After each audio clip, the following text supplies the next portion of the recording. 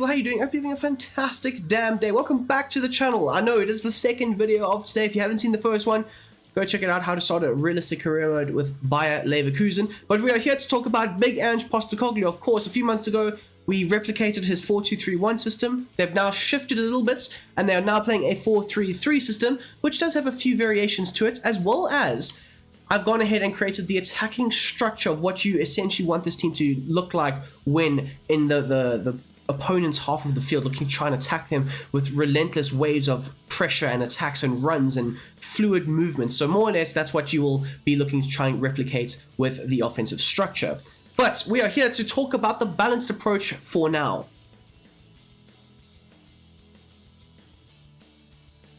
So for the formation going forward, it is a 4-3-3 holding. The only real change I have made is I've narrowed the fullbacks. Obviously, this helps them invert a little bit more. So it is one goalkeeper, two centre-backs, two fullbacks, one DM, two central midfielders, one striker, and then, of course, two wingers.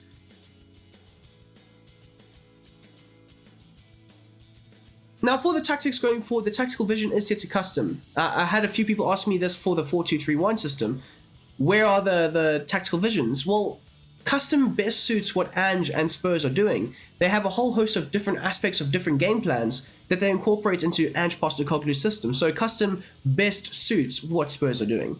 As for the defensive style, it is set to pressing off to possession loss. They are very, very good at implementing a relentless, quick, strong press when turning the ball over. The front three work effortlessly to try and win the ball back or apply loads of pressure to the opposition goalkeeper or the back line of them, and just trying to win the ball back very effectively. Of course, the midfield also have a whole host of different workhorses that can do a very effective job. The team width is set to smack bang in the middle 50. Now, they don't necessarily try and keep tight spaces and force the opponent out wide or, try and be as, spread apart as possible. They're very balanced with it. They try and keep it as structurally sound as possible in certain moments. So a very nice balanced 50 is what I would go with for a team width. The depth, however, is set to high line for life. Obviously, with the offensive structure put in play, it does get a bit higher, but normally with just a normal Ange Postecoglou system, he will play a very high line. So I think 85 to 90 is the best happy medium to go with for a Spurs system. Of course,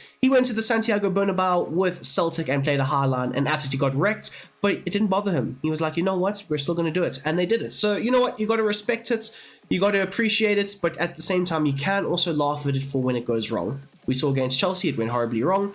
We saw against Manchester City, it was okay. And we've seen countless times it work out in Spurs' favor. So you know what? Live by the sword, die by the sword. And you know what? I can appreciate and respect that. As for the offense, it is set to a balanced approach for the build-up play. So they can look to go quite long with a Romero long ball, or maybe even the likes of James Maddison getting on the ball. I know he is injured at the moment, but him getting on the ball and then spraying those balls forward. But at the same time, they can also look to transition quite quickly. So the fast build-up is a requirement. And of course, that in turn will also help the fullbacks push them higher up the field into the midfield at times, or sometimes playing Udogie as number 10. But you want to try and have as much of the ball as possible as well. So you want to try and incorporate all these aspects into your game plan. So a balanced approach for the build-up play best suits the side. As for the transgression, it is set to forward runs, especially for the balanced approach. Now, you want your Brennan Johnsons, your Human Sons, and Kulusevskis to be able to make those runs forward, but you also want to try and encourage your fullbacks as well as your midfielders to try and progress the ball forward. Now, this does have a few cons to it. Of course, you can be exposed and left light at the back, but that is a very realistic Spurs option. You're going balls to the walls, you're trying to throw men forward, you're trying to have this fluid, attacking, sexy style of football, and more or less forward runs does create this effect of what you're trying to replicate in your game. As for the width, it is set to 40. Now, they do tend to try and hug the touchlines with their wingers, having obviously the inverted fullbacks. And that will be like the most width in your side. But more so, they try and compact as much as possible, trying to get those quick interchanging passes in the final third. And more so, 40 does do this. As for players in the box, I've set it to 7. Now, this obviously will increase with the offensive structure set in play. But more times than not, it will be your front three with your number 10 making the additional run just from the edge of the box into the box in certain moments. As for corners and free kicks, as for always, it is set to 4.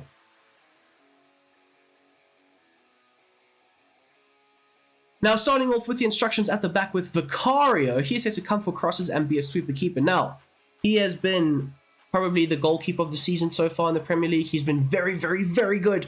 For only £19 million, he has been exceptional. Obviously, being a very good modern-day goalkeeper, being able to play out from the back, being able to play out under pressure, being able to prevent goals when technically the goal should have been scored long ago. I mean, against Chelsea, yes, they shipped 4 versus Chelsea, but if it was any other goalkeeper, even flippin' Alisson to some extent, if it was any of them, they probably would have conceded more. But Vicario was very good at being able to be a sweeper keeper slash centre back in certain moments. So you know what? You live by the sword, you die by the sword. But if you have a good goalkeeper, often you won't die by the sword. So we have set him to sweeper keeper as well as come for crosses. As for your backline players now, of course, your 2 centre backs, Van de Ven, he is set to a bit more of a conservative role, looking to try and sweep up in case there is a mistake by Romero. But at the same time, also a very good ball-playing centre back. So at the same time, his interceptions is set to conservative, creating that nice sweeper mentality role. And then for the more aggressive of the 2, Romero, he's set to stay back while attacking, aggressive interceptions, and of course step up. As for your fullbacks now, they are set to the same set of instructions. Both of them are told to get forward, attack as much as possible when in possession of the ball, looking to try and lend an extra hand in midfield, trying to be an outlet ball as well. So both of their run types will be told to invert. Of course, it's a staple in Ange Postecoglu's side and his systems. And then, of course, you want them to be a bit more aggressive towards the opposition and be told to step up. This also helps with the high line. You can often catch the opposition out with an offside trap. As for the likes of Udogie, you can see here he's got the same set of instructions as well. Into your midfield now, the likes of Basuma, he's set to cut passing lanes, of course, being a bit more zonal to his defensive behavior. The attacking support though, now normally with the number 6, I tell them to stay back, but I've seen with even the likes of Højbjerg playing as at number 6, he's been told you're allowed to venture forward, and you can do so because at the same time, you have 2 inverted fullbacks who are quite capable of sweeping up just in behind. So you still want to have a 6 that roams forward. The interceptions is set to normal. And then, of course, you want Basuma as that number 6 to drop between the defenders in certain moments, collect the ball off of the goalkeeper or off of one of the 2 centre-backs, and then obviously turn, drop a shoulder, progress into the midfield, pass it off, spray it out wide, and make sure that things are ticking over. The defensive positioning, just like with the inverted fullbacks, you do want your number 6 to try and cover for them in certain moments. So he is told to cover the wing, so he will either drift left to right or right to left in certain moments, looking to try and cover and support the wing backs in certain moments. As for your 2 midfielders now, we've got the likes of Sarr. Now, this will sometimes take up a bit more of a 4-2-3-1 structure, sometimes, with the likes of Sarr dropping a bit deeper, helping link up with Basuma on the defensive side of things. Also with the goalkeeper restarts, he'll have a slightly deeper starting position compared to the likes of Maddison, right? So for the support on crosses as well, you want him to try and stay on the edge of the box, looking to try and help rotate and lend a hand in rotating the ball in and around the opponent's final third. And then finally, interceptions is set to aggressive. He has actually got a really good motor and work rate on him to have this great aggressive and intelligent work rate to try and win the ball back when required. Cover the wing is set to be on form as well as stick to position. Onto your creative number 10 now, of course, the likes of James Maddison. He is set to an attacking support of balance. So yes, helping back sometimes, but at the same time, also allowed to stay forward and be able to be the chief creator for the side. The support on crosses is set to stay on the edge of the box, looking to try and facilitate on the edge of the area, trying to work the ball into different areas for his attackers to try and score off of. The interceptions is set to normal, and then finally cover the wing and then free roam, allowing him to pop up in little half spaces and be a natural number 10 for the side. Onto the likes of Son now, of course your attacker. He's set to drift wide and get in behind, of course, often looking to try and arc his runs in behind the opposition, looking to try and exploit them with his pace in behind. Aggressive interceptions, looking to try and obviously replicate that work rate of closing down the opposition, making sure that they're uncomfortable on the ball. That is more or less what you want from Son or Richarlison. To be fair, I think both of them would have the same set of instructions. The defensive support is set to basic, so yes, he can choose to drop a bit deeper, link up with Maddison or Sarr or Basuma, or potentially hang up the field and be an outlet ball. Onto your wingers now, both of them have the same set of instructions. Both are instructed, yes, to come back and help out as much as possible on the defensive side of things. Staying wide, though, is essential. I mentioned this earlier. Both your wingers will look to try and hug the touchlines, creating a lot of width down the inside channels for your fullbacks to run into, or even your 2 number 8 to try and work their way into. As for the support runs, both of them are told to try and get in behind, looking to try and play on the shoulder of the opposition backline at times. And then finally, aggressive interceptions are set to be on, just like with Son, trying to make sure that the opposition backline is very much under pressure more times than not. And then also, you want them making those runs into the box. So that's why I've instructed both my wingers to be able to get into the box for the cross. As you can see, for the likes of Kulusevski, he's got the same set of instructions as well.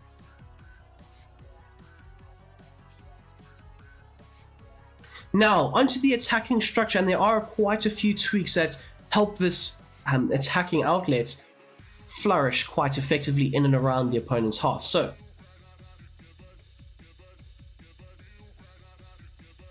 onto the formation. As you can see, I am playing a 4-3-3 holding, and I have made quite a few changes. Now I have a out-and-out cam or an attacking midfielder, as well as with the slightly narrowed fullbacks, I've also pushed them higher up the field, and that also gets them into more attacking as well as inverted positions for your team to attack with. So essentially, it is one goalkeeper, two centre-backs, two wing-backs, one DM, one central midfielder, one attacking midfielder, two wingers, and then of course one striker.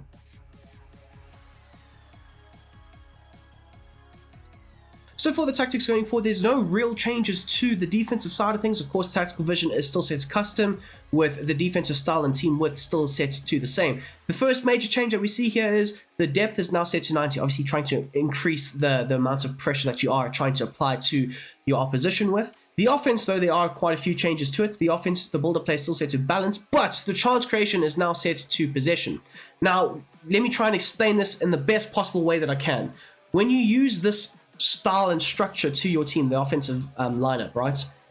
You will already be in the opposition's half. You will be looking to try and implement a pin back type system where your wingers are pinning the opposition back and you have the ball and you're whipping it around their players, right?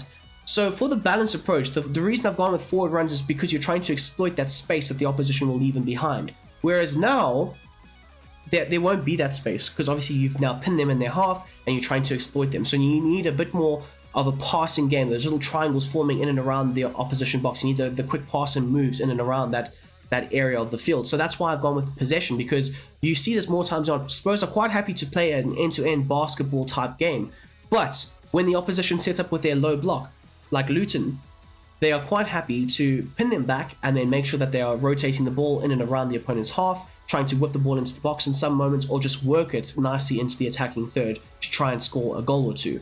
As for the width, it is now set to 45, with the players in the box now slightly higher, encouraging more players in and around that attacking third, set to 8. And then finally, corners and free kicks, it is still set to 4.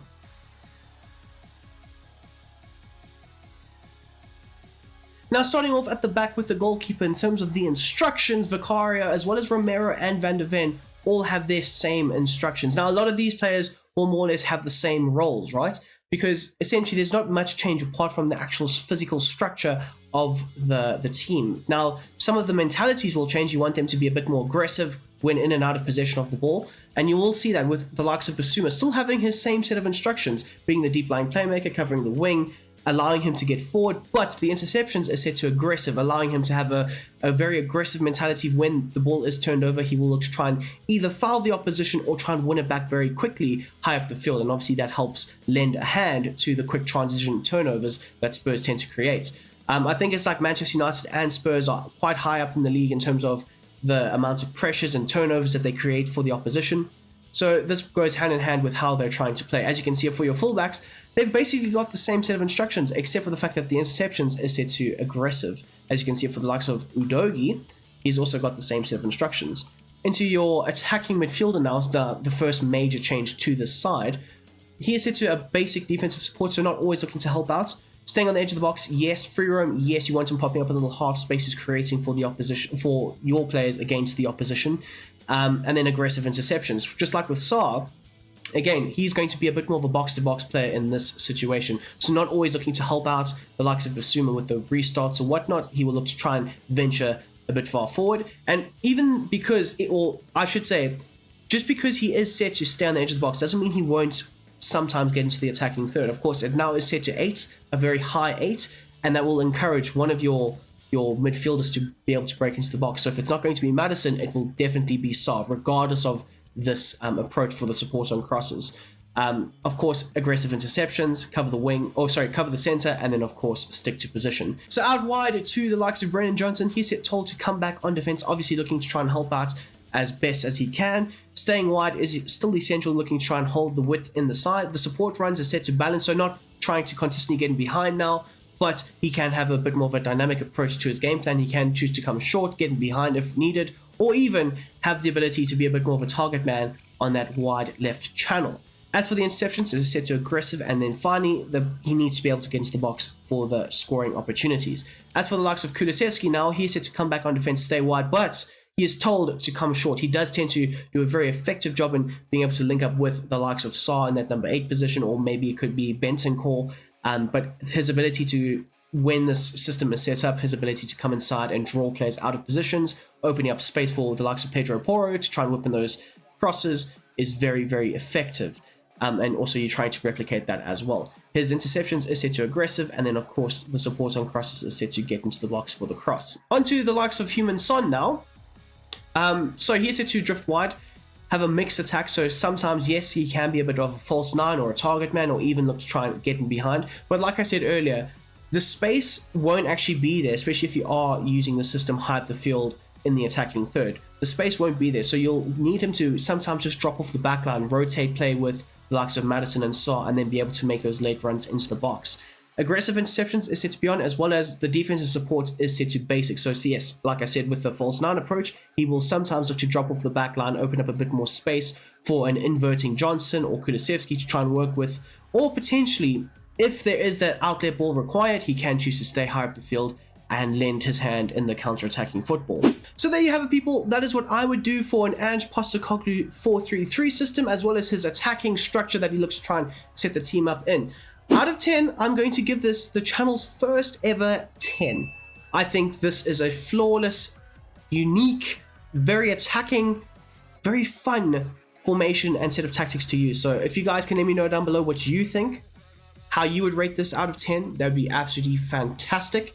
But again, if you have enjoyed this video, please smash that like button, subscribe if you are new, and of course, until tomorrow, I will see you later. Enjoy your damn day. I'm out!